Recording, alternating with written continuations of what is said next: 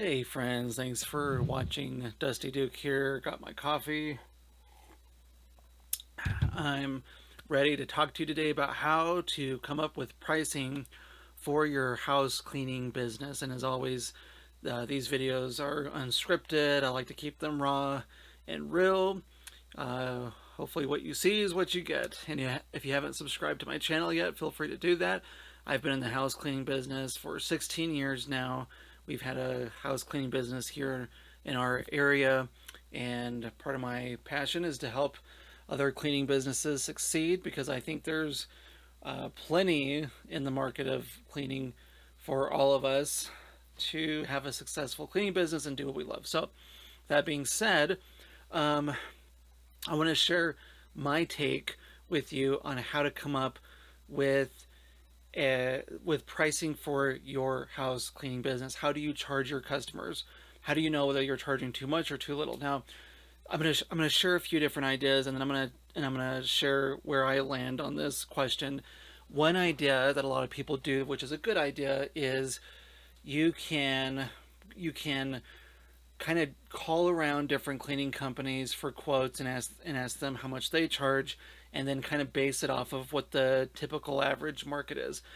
The only possible reason why that might not work, or at least a reason for you to be careful while you're doing this, is because if a cleaning business has been in business for 20 years and they have their own warehouse, their own employees, and they have a huge, 5-star rating, they're probably going to be charging premium prices that you won't be able to charge because you don't have that reputation or that credibility or the overhead that they do. So if you end up calling a bunch of companies with a lot of overhead and base your pricing off of what they're charging, you may be charging people a little too much. You can I would also stay away from calling franchises because there are house cleaning franchises out there, and they charge way more than even a cleaning business that started from the ground up because they have so much more overhead. They've got a company vehicle they're trying to pay and all these different things. So just be careful if you're going to go that route. um, the second thought with that is, if you're going to try to base it off of what the market's charging in your area, which is a good idea, but if you're going to go that route, don't base it off of what individuals are charging for kind of these side cleaning businesses or these side cleaning hustles that they're doing kind of under the table. Okay, don't base it off of their pricing, because you're going to have people who are charging ridiculously low prices, but at the same time they're not insured, they're they're not paying taxes, they're doing everything kind of in a shady way, like it's all under the table, and they're keeping the cash, and that's why their pricing is so low. And plus, they're never going to hire any other team members to help them with the cleaning. They can't because it wasn't factored into their pricing. So those kind of people are stuck basically the rest of their lives charging those kind of prices. They can't ever really scale their business. They're stuck working for their business. Okay, so you don't want to do that either. You don't want to charge ridiculously low prices. Um, but what you can do is take a few of those medium companies in your area. Some of those cleaning companies, maybe they've only been around for 5 years. They've only got like 20, 5-star ratings on Google. Start with those companies and get quotes first. And then what you can do is you can take, say, 5 companies, take the quotes they gave you for the number of rooms and areas, and then do an average on them. So basically, if you got 5 companies that you did quotes for, take each of the pricing points that they gave you, okay, add them together, then divide them by 5. Okay, do an average, and that way you're getting a good medium price that you can charge customers.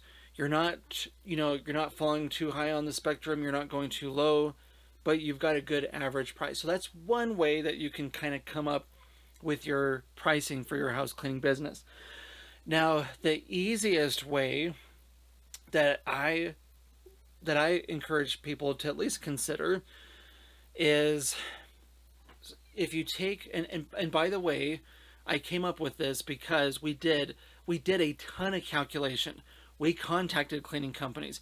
We know what kind of the typical industry uh, charge is for house cleaning in our area. Okay, and we realized that we needed to charge a price that was relevant in our state here in Colorado. Okay, so the pricing model that I'm going to give you can work in any state. Okay, whether you're in a state where you know the pricing's really small, what am I trying to say? The minimum wage is lower in one state, or it could be higher in another state. It's more expensive to live in one state, like New York or California, versus like Louisiana or Kansas or whatever. Okay, the pricing model I'm going to give you will work wherever you're at. Okay, really, really easy to do. And what you do is you take the minimum wage in your state. Okay, so let's just say what's the minimum wage in New York? Minimum wage in New York is, according to Google, $16.50 per hour as of January 1st, 2025. That may change in the future.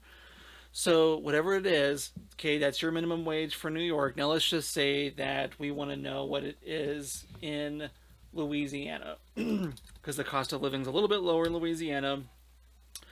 So minimum wage in Louisiana is $7.25 an hour. Okay, that's more than half of the minimum wage in New York City. So what you're going to do is whatever the minimum wage is in your area. For us here in Colorado, it's pretty close to $15 an hour. Not quite, I don't think, but it's getting close. Okay, so we're going to take $15 an hour. You're going to multiply that by 4, which in our case it's $60. And your goal for me is I'm going to try to charge $60 an hour for every job.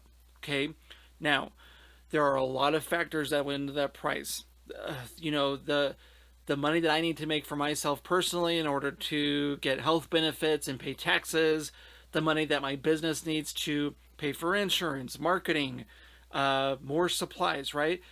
All of those factors went into calculating this cost, okay?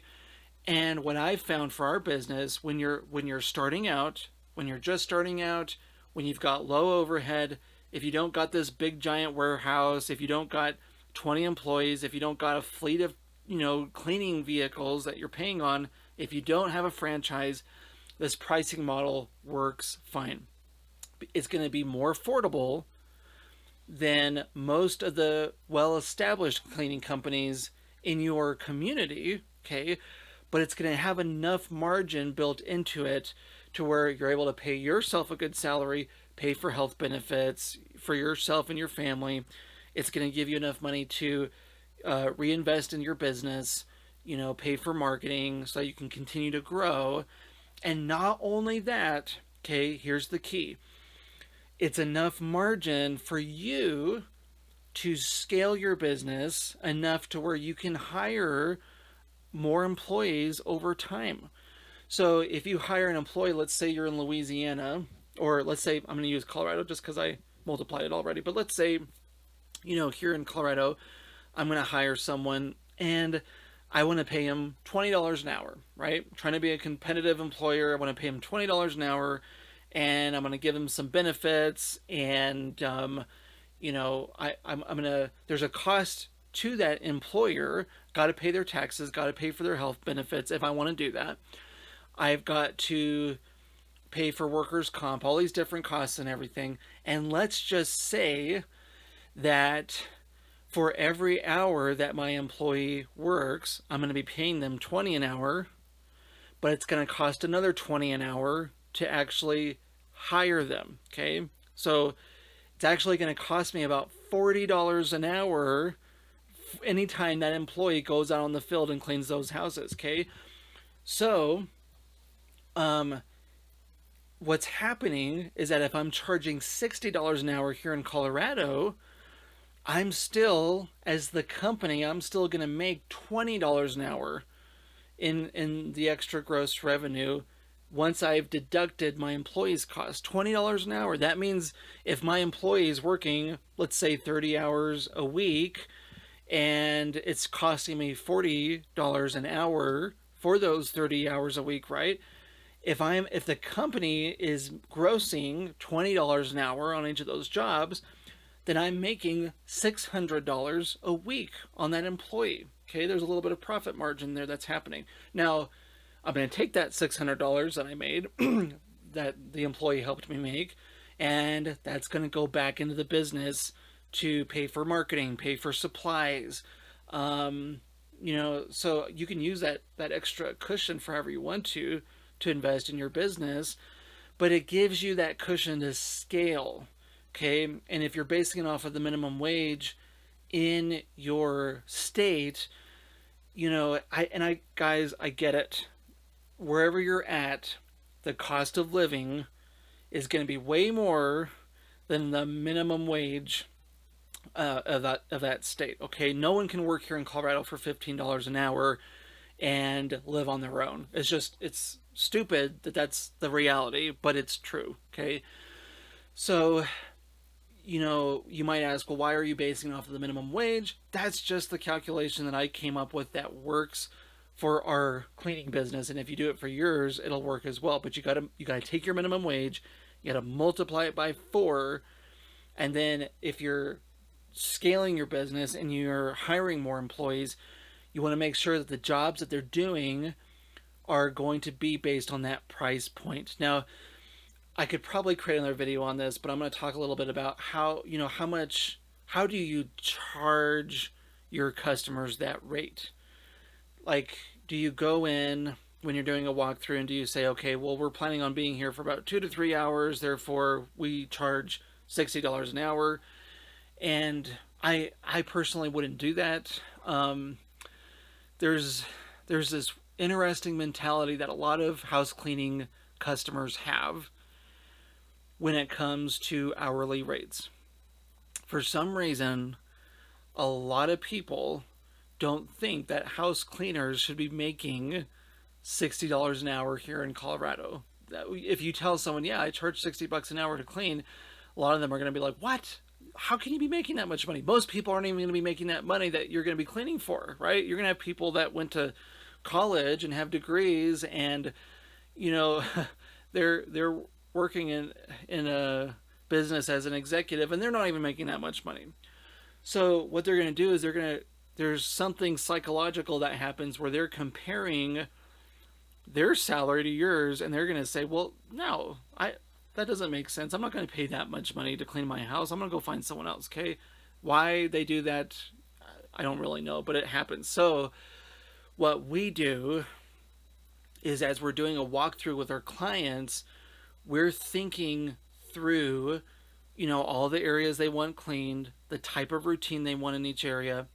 I'm making a note of it. I've got my clipboard. I'm writing down notes, and mentally I'm remembering.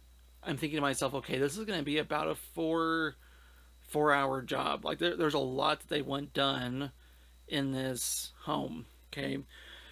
And as I'm thinking through that, I'm writing down the price. And then what I'm going to do for the customer is I'm going to give them the price based on the job. Okay. So basically I'm telling them, for 5 bedrooms, 2 living rooms, 3 bathrooms, a full kitchen, it's going to cost, $240 to do this kind of a cleaning. If it's a maintenance cleaning and we're doing less areas, if it's only going to take me 2 hours to clean a house, then I'll tell them, okay, for a 3-bedroom, 2-bathroom house with a kitchen and 2 living rooms, it's going to cost $120 to do this cleaning. But again, I'm charging for the job. I'm not charging for the hour. And if you calculate it right, that's the key. Okay, you got to calculate those jobs right. If you're calculating it right, you're not going to spend more time. You're not going to go over your time there and make less money. Hopefully, you're going to be able to get that job done in less amount of time, and you're going to make a little more than that $60 an hour that you're planning on being there.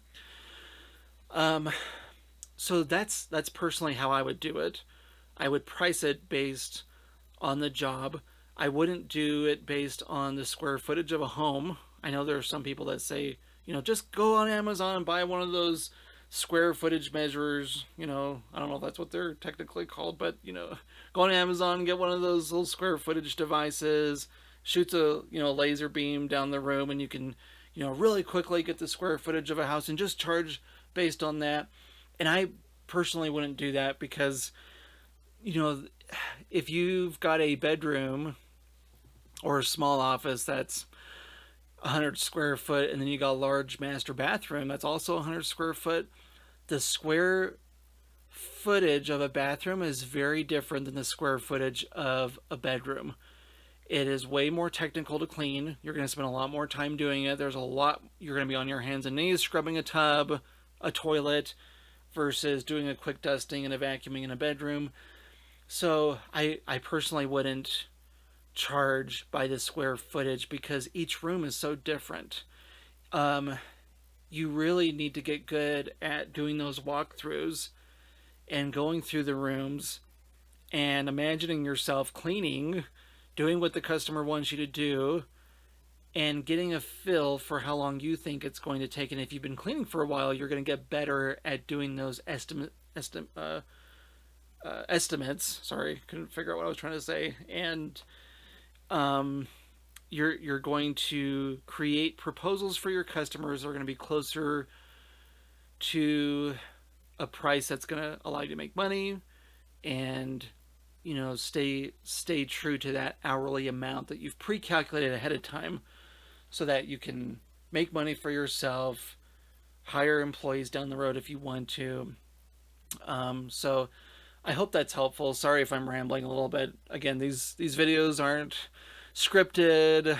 Everything that you're seeing is raw and real, and sometimes I ramble. But anyways, I hope that video was helpful. And if you have any specific questions about pricing for your house cleaning business, or any other questions about running a cleaning business, let me know. Like I said, I'm passionate about helping others have a successful cleaning business, and I love seeing other cleaning companies succeed. So if you have any questions, feel free to drop them down in the comments section below, and my goal is to try to create some response videos to those questions. I'll put my answers in some videos for you, and hopefully, bring some clarity to what you're asking.